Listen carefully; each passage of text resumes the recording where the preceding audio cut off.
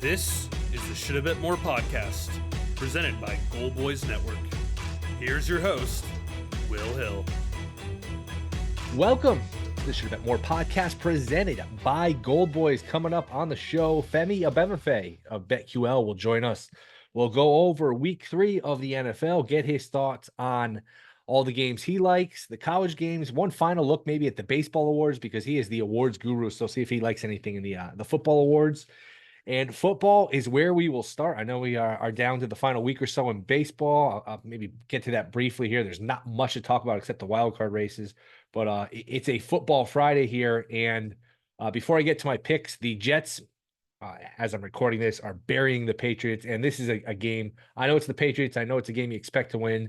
This is a good sign for the Jets. You take care of business. You're going to be 2-1 after 3 games. You should have been 2-1 after 3 games, but look, they looked rusty that Monday night against the 49ers. The game against the Titans could have easily gone the other way, and they would have been looking at 0-2 and looking at a crisis. That wasn't the case, and now they're in a position where Rodgers looked great throwing the ball. A little over the top with the announcers just gushing over him nonstop during the game, but Rodgers looked great. The defense kind of picked on a soft opponent in the Patriots who couldn't protect Brissett. So the Jets, look, they're not perfect. They got to get some of these injured defensive players back, and they got to probably figure out a way to get Reddick. The pass rush is still probably against the better teams flawed. The run defense wasn't great the first 2 games, but this is a very welcome sign, and the Jets are right where they need to be. Okay, pencil them in for the Super Bowl or the AFC Championship game now, as of yet, but they get 9 or 10 days off, and they don't have to play a true road game, until October 20th. And we're sitting here, it's Thursday, September 19th, Friday, September 20th. They got a month until they play a true road game. Like I said, they get 9 or 10 days off, a home game against the Broncos, a neutral game. I think this is an overseas game. It is October 6th, 9:30 a.m. against the Vikings. It's Germany or London, a neutral game there. Home against the Bills. That's a night game. That is a Monday night game. And then finally at the Steelers, October 20th. And after that, at the Patriots again. So the Jets have a chance here to bank some wins. If you just go through the schedule and you give them a win against the Broncos, put them at 3-1. You'll say they split the Vikings and Bills, just to be fair, 3-2. I mean, you would take 3-2 probably heading into the Steeler game, Patriot game. Again, the Jets are going to pile up some win here as long as they're healthy. The defense starts to get better. Miami, who knows what happens with Tua down the line. When you look at their schedule going ahead, that's 2 games there. The Jags, the Seahawks, the Colts, they've got some winnable games here. Jets are still, on track to be a contender, quasi contender, win their 10 plus games and, be in the mix. And that's all you can really ask for if you're the Jets. People say Super Bowl or bust. That's not the case. If they made the playoffs and, won a game and then lost to whatever, the Chiefs or the Ravens or the Bengals or somebody in the divisional round, you know what, you'd be disappointed. But after how bad you've been and how irrelevant you've been for so long, you'd certainly live with it. So baby steps, but the Jets 2-1, it's got to feel good. Starting to look like the team you'd hope it looked like. Again, not perfect, but they took care of business, and this was by far their most impressive performances. It looks like they're going to not only win but cover, as about time one of these 6-point favorites not only just wins the game, but not only just covers the game, but actually just winning the game has been an issue. As we saw all those upsets with big favorites last week: the Lions, the Cowboys, the Eagles, and the Ravens. And we finally get a big favorite to cover the spread. So good night for the Jets. Get some time off, and they are on track to be be a playoff team. And then we'll take it from there. But a good night for them. Picks for this week. I will start here. I will go Titans -2.5 against the Packers. I don't buy this idea that Love is going to play. They get the Vikings next week. The Packers do. You'd probably rather just save him for a division game. And Willis, look, he got the job done last week against the Colts, but the Colts weren't ready. The Colts somehow were the only ones on the planet who didn't know that the Packers were just basically going to run every snap and run the wing T.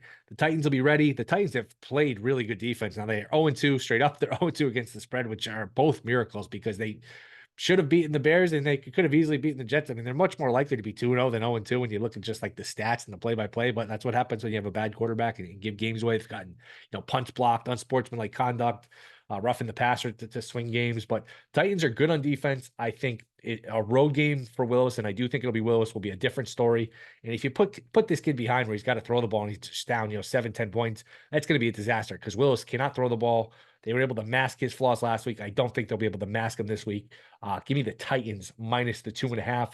I don't have a lot of sides I like this week. I really don't. I will go with a total, and I've been talking about it the first 2 weeks. I'll go back to it. To me, the Steelers are an under team until further notice. They just want to run the ball, play good defense, punt when necessary, kick field goals when necessary. And you got two old school coaches, two conservative coaches, Harbaugh, Tomlin, two hard-nosed guys who are going to run the ball, play field position. So to me, same thing as last week, where if somebody can get to like 17 points and not turn the ball over, they probably feel like they have a good chance to win. So I think this is a field possession game, and I will take under 36.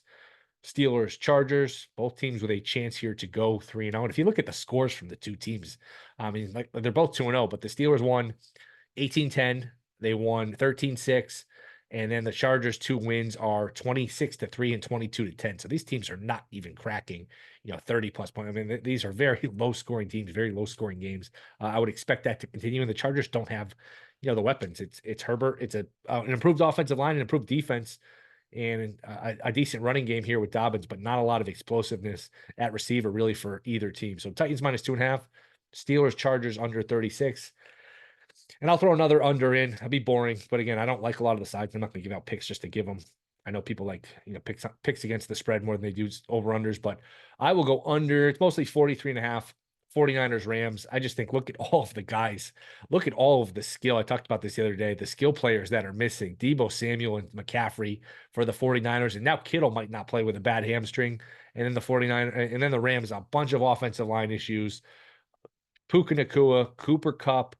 I think San Francisco looks at the game last week where Purdy turned it over and threw a couple picks and said, all right, we're banged up. They're banged up. If we could just run the ball and play pretty good defense, we could probably get out of here with a win. Let's not throw the ball more than we have to. We don't have a lot besides Ayuk. In terms of the weapons, they are certainly diminished. I'm sure they'll give Mason a bunch of touches. These games in the division are usually lower scoring too. So I'll go under 43.5, Rams and 49ers. College, not a lot I like. Tennessee, Oklahoma is an interesting game where Oklahoma was a 7-point favorite over the summer in the look-ahead line. That's swung the other way entirely, where Tennessee's a 7-point favorite. I think Tennessee's good for it. I mean, Tennessee's an absolute juggernaut. I don't like laying 7 points on the road, but there is nothing in this matchup that suggests Oklahoma can hang with the team as dominant as Tennessee. So that's a fun game to watch. Lean towards Tennessee, nothing besides that.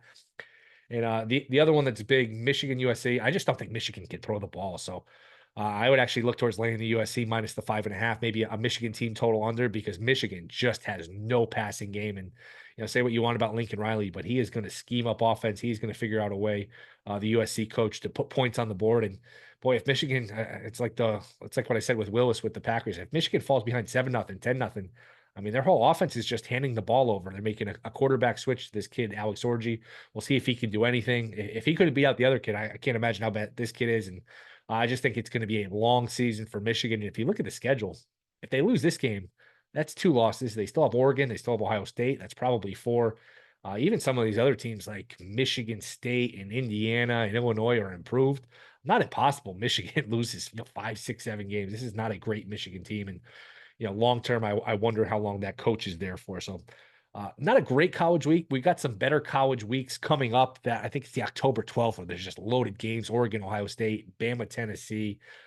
There's a Georgia-Bama game coming pretty soon. So we've got some monster head-to-head matchups coming up soon. This is not one of the, the better weeks. And this is kind of the first week for a lot of these teams where, you're not playing out of conference teams anymore. It's almost like the preseason for college where for the most part, a lot of these teams have played nothing but lower level teams, and now they get their first test, so it makes it hard to evaluate. So fun Friday night game though, Illinois, Nebraska. Nebraska is laying 8. They look to be a good team. I think that's a lot of points, but nothing I'm dying to bet here in college. But those were the NFL picks, and I do like USC over Michigan in college. Before we get to Femi, quickly on the baseball, Yankees extended their lead to 5 games over Seattle heading into Thursday, but the Yankees lost, the Orioles won. So it's 4 with 9 to play. Barring a sweep, barring a miracle collapse here from the Yankees are going to win the division. The Orioles have played terribly here for a while now. They got a nice win. They got a comeback walk-off homer. Not sure if it was a comeback, but they did get a walk-off homer, the Orioles did on Thursday. So maybe that spark plugs them, and they hit a run here where they can win 4 or 5 in a row and at least make the Yankees sweat. And they play 3 times head-to-head, Tuesday, Wednesday, and Thursday in Yankee Stadium. But again, anything other than a sweep.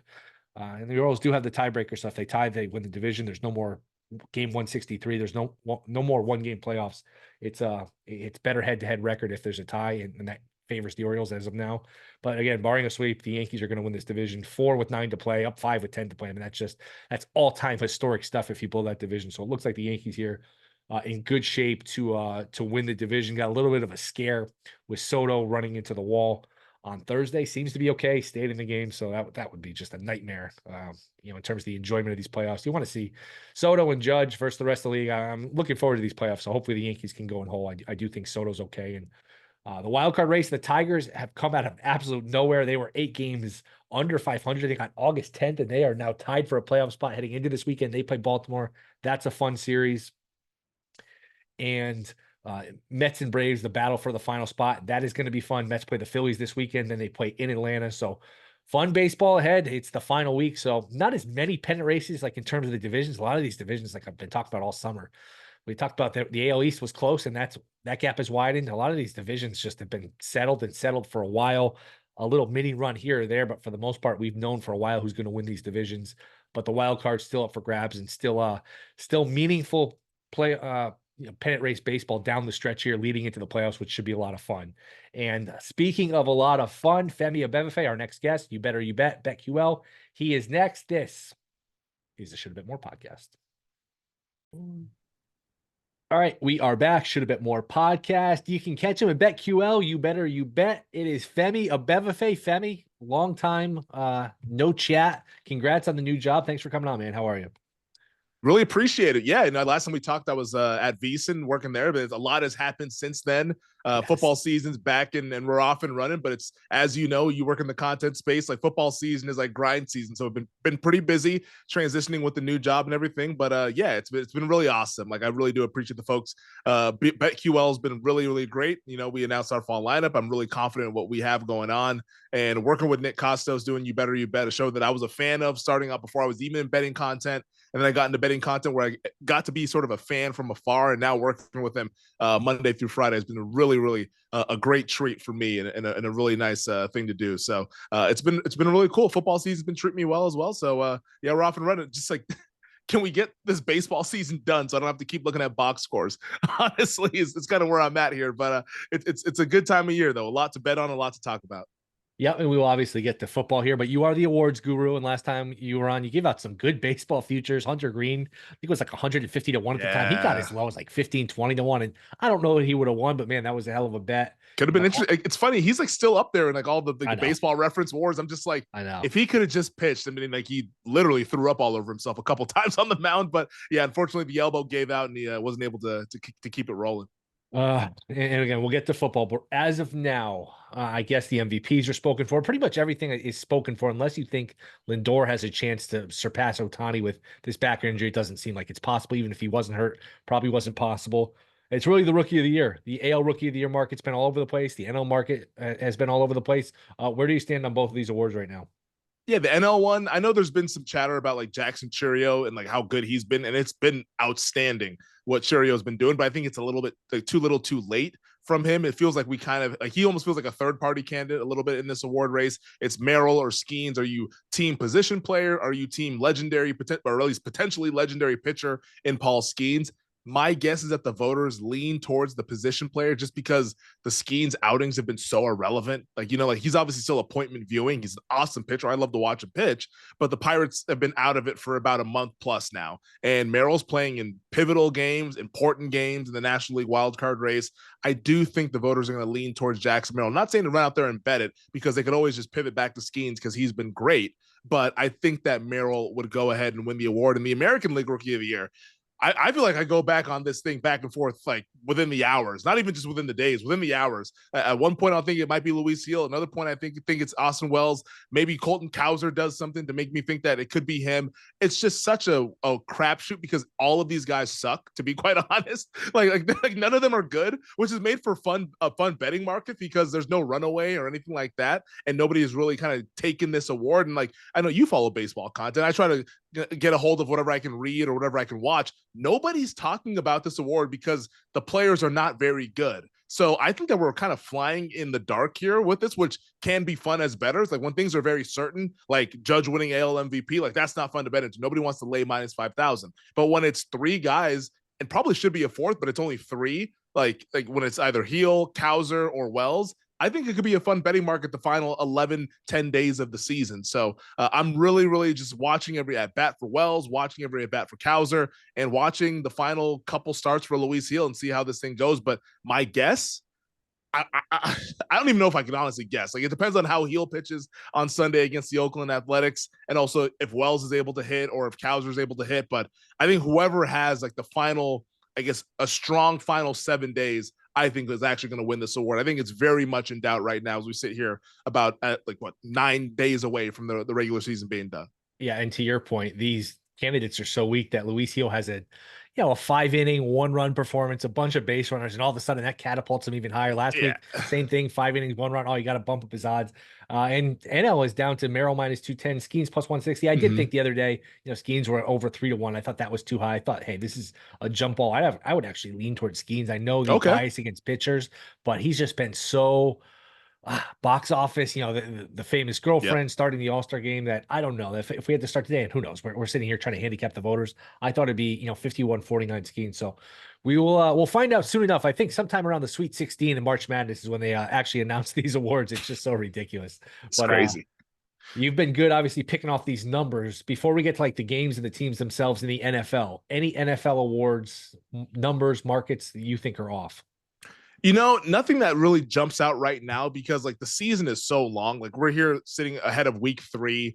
All the best stuff that came up last year was like around December, whether it was Will Anderson or Kevin Stefanski or Joe Flacco. Like the season is so long that like there's like 3 to 4 different turns in terms of the narratives and where people start talking. Like 4 weeks in the NFL feels like a lot of time, but it's not when you actually take like the 10,000-foot view and look at the entire season. So I would tell people that, the markets are moving, but I would try to just pump the brakes. Don't succumb to FOMO and feel like you got to chase numbers and like, oh, this person's getting bet out, I got to grab this before this 8-1 turns into like plus 250. Like, it's relax. I mean, Jalen Carter at one point last year was like -2,000. And then he ended up losing the award. Like, these things happen in the NFL season because it's such a week-to-week league. And in 1 week, the entire market can get flipped. So I would just tell people to just kind of just evaluate, take things in, see how the teams are performing, see how players are performing, and then go from there. But there's nothing really that jumps out to me. I guess if anything, I mean, I've been beating the Vikings drum for so long. Like, O'Connell Coach of the Year would maybe be the one thing that jumps out to me. But even then, like, let's see what happens with the Chargers and the Steelers. Like, one of them is going to become 3-0 after this week. I think that coach is probably going to get a big bump in the market to where maybe you don't have to run out and bet Kevin O'Connell. So I would tell people to kind of just wait a little bit and just kind of see how the dust settles over the next like 2, 3 to 4 weeks or so, and then we'll kind of reassess at that point.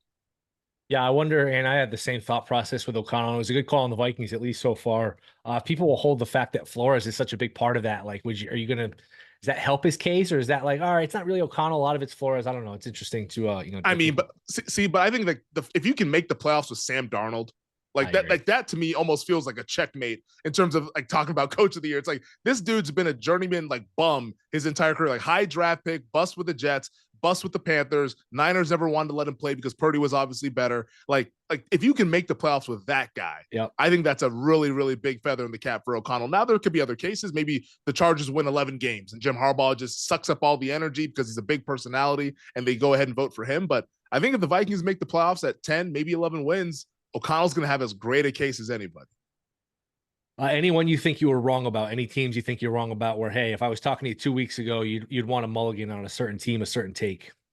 God, good question. Team that I was wrong about. I would say, you want mine? I'll give you mine.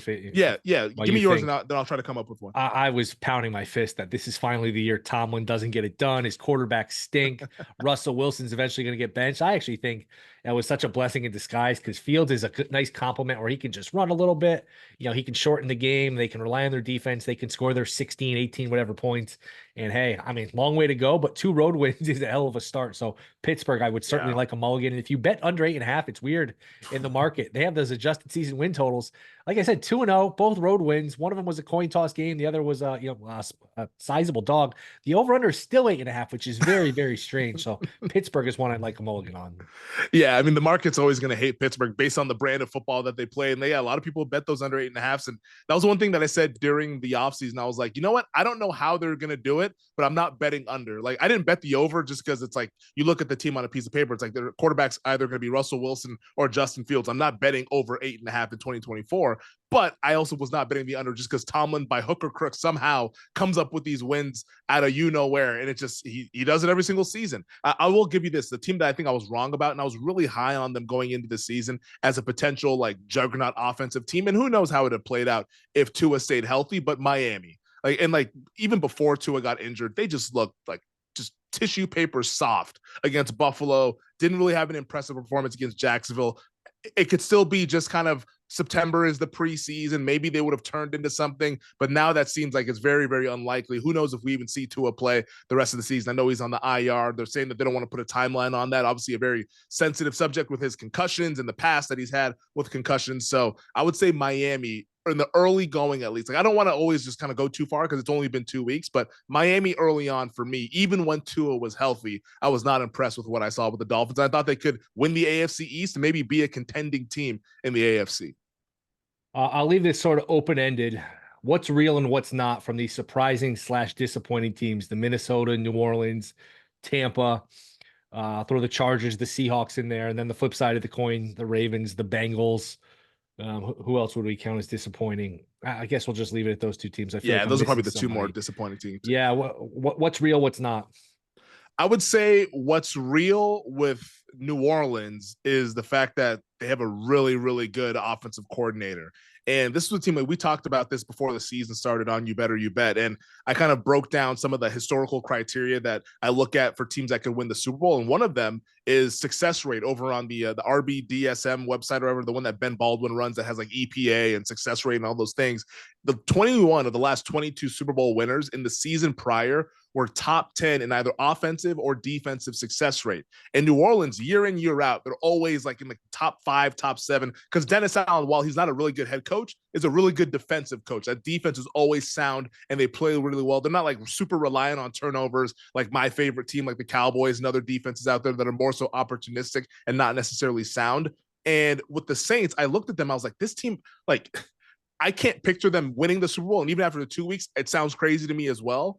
But with Clint Kubiak being the new OC, it's like if they ever got that offense right, this team could be really good. And it sounds like they really did get this offense correct with Clint Kubiak and what he's able to do to make Derek Carr's job easier. Kamara seems like he has had a resurgence. Looks like 2018 Alvin Kamara. And then they have really good receivers in Olave and Shaheed, to where I don't think the Saints are a team that I'm going to want in the playoffs, like to where I'm betting NFC, betting to win the Super Bowl. But in the regular season, why can't the Saints be the 1 seed in the NFC?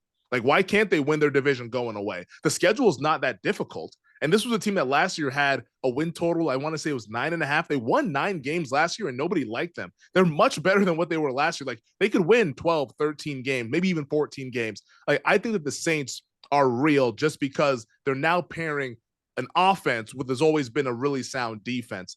In terms of what could be fake, in that same division, Tampa, I don't buy it. And maybe I just have a blind spot to the Buccaneers, but they had no business winning that game against Detroit. I mean, it knocked me out of Survivor. Me too. I'm absolutely disgusted by it. Like, Detroit doubled them up in yardage, 7 red zone trips, and somehow scored 16 points and lost the game. Like, that to me, like, I get it. Tip the cap for Tampa. They did what they had to do to win the game, but I think that was more so Detroit lost the game than they won it. And then the other team they beat were the Commanders, and the Commanders are terrible. So I don't really get it with Tampa, at least to this point. Like, I'm not really being like, oh, like, hey, let's go out there. Todd Bowles, Baker Mayfield. They won the division. They don't get respect. I'm still not giving them respect. They're going to have to beat a much better opponent to me to actually give them respect and not just be the beneficiary of a team kind of stepping on the rake the entire game like the Detroit Lions did. So I'm not really buying them.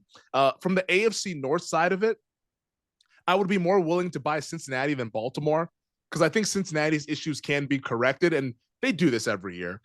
With my old co-host on the GM Shuffle podcast, Michael Lombardi, we said after last season, we're making a rule. We cannot judge the Bengals until Halloween.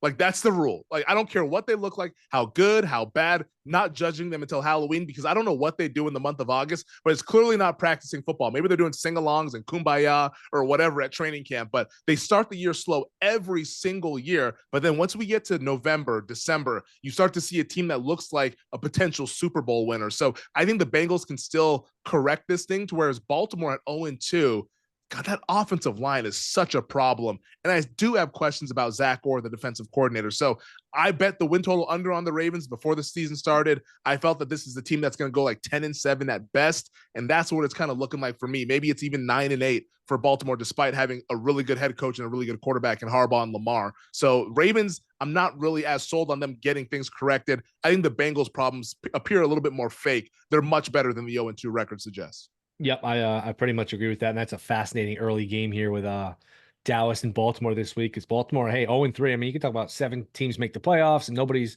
running and gonna run and hide in the AFC North, and you got your division games. But man, 0-3 is still a hole. It's a big hole, man. Yeah, it really is. And the one team I forgot to mention, I think they're and they're not on this level of contender. But the Rams being 0-2, I mean, I just think this might be one of these seasons where it gets off track and it never gets back on track, which is funny.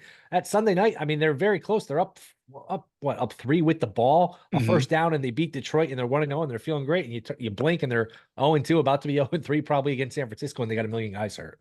Yeah, the Rams, that one hits close to home because I love the Rams this year. Like, I bet them to win the NFC at a pretty big number. Like, I bet them that the Chiefs over Rams in the Super Bowl, like a Super Bowl exacta that paid out like 82-1 or something like that. Like, I really like this team because I mentioned that success rate stat. They actually were in the top 10 in both offensive and defensive success rate last year. And these new defensive, like these young defensive linemen that they got, Young and Turner last year. Now Jared Verse, who's the defensive rookie of the year favorite through 2 weeks, which doesn't really mean much, but like he's played really well so far. It appears that they hit that draft pick. And that offense, when healthy, I think has the potential to be the best offense in the league, like at least a top 3 offense, but they're not healthy. Nakua's hurt. Kupp's hurt. Jonah Jackson on IR. Havenstein's been banged up. They're going to get Alaric Jackson back from suspension, but like when they're getting guys back, they're losing other guys. Like, it's just been kind of the season from hell from the Los Angeles Rams, and it's unfortunate because I really do think that they could have been a contending team and really given the 49ers all they could handle to win that NFC West. Like, that was another bet that I had, like plus 350 to win the West, that it's pretty much down the drain given all the injuries that they've suffered despite McVay and Stafford, and I'm trusting them as much as any head coach quarterback combo that we have in the NFC, but they just can't overcome all these injuries. It's just really unfortunate. Who do you like for week 3? Week 3, the card is ugly, man. It is really ugly. Like, I got some bad teams on this one. I'll start with one that's readily available right now. And that's I'm almost disgusted saying this out loud. I kind of like the Giants getting all those points. Like, I took 7. Even at 6.5, I would take it as well. Just because Deshaun Watson is not good enough to be laying that many points against any team. Like, I don't like, as bad as the Giants are, he is not good enough of a quarterback. And I know the Browns, their offensive line, it should be a little bit healthier on Sunday than it was against Jacksonville and against Dallas. But still, like, I think that's a problematic matchup for them, even if coming off of the injuries where they haven't played much. And here comes Brian Burns and Dexter Lawrence and Kayvon Thibodeau. If the Giants can get pressure on Watson, I think that could be a game where it gets a little bit dicey for Cleveland. So I like the New York Giants plus the 6.5 was the current number there. The total, maybe that's the better route, is just betting it under, because I don't know if either team's going to score much, but I could see this being kind of one of those ugly games. And if Daniel Jones, God bless his heart, as long as he doesn't fumble when he gets sacked by Myles Garrett, I think that the Giants should stay within this number, 6.5. So give me New York as one of my favorite bets, which sounds disgusting to say out loud, but I'm fading Deshaun Watson whenever he's laying a big price like this, just because I think he's a bottom 3 quarterback in the NFL.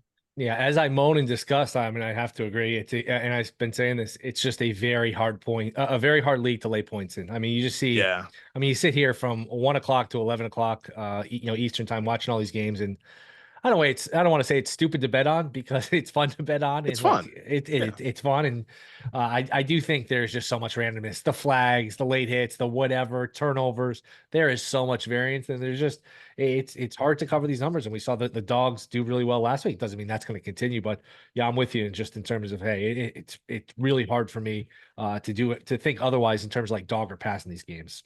Another one that I haven't bet yet, but I'm definitely eyeing, is that this Green Bay Tennessee game. I think regardless, whatever happens, whether Love plays or not, like I think that'd be pretty preposterous that he's going to play. Like the fact that they're 1-1 and not 0-2, I think they'll give it another week for him, despite him being on the practice field earlier this week. But if it's Malik Willis again, and we get something under a field goal, I think it's a bet on the Titans. Last week, in my estimation, was all about the Colts and not having a run defense.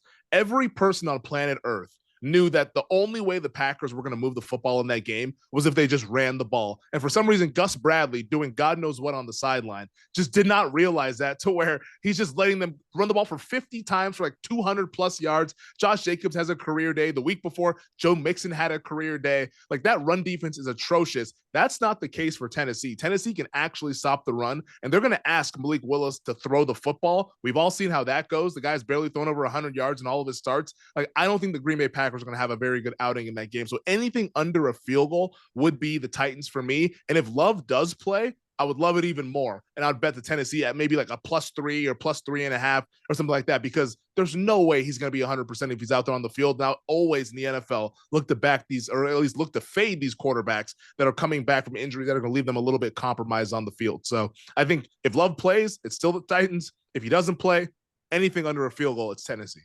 Yeah, starting to hear whispers that week 4 against Minnesota for Love, which makes sense. Division game, give him the extra week. You don't, beating the Titans isn't a big deal in terms of like tiebreakers or anything like that. So, and health is the most important thing. What last one before you get out of here, college, whether it's Heisman, anything this week, any big takeaways so far from the college season, anything you're betting this weekend?